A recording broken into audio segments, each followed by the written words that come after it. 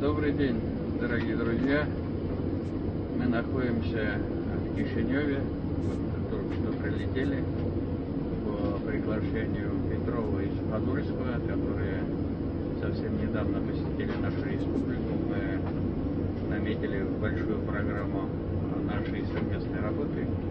Но, к сожалению, молдавские власти приняли решение, что мы являемся нежелательными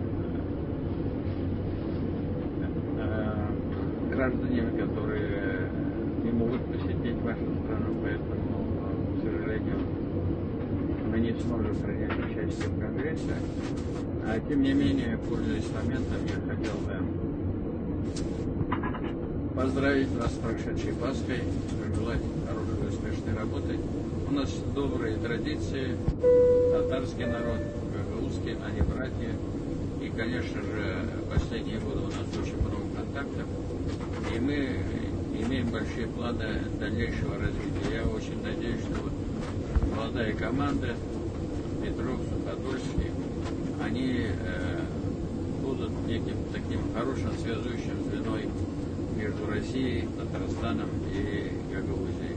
Успешной вам работы.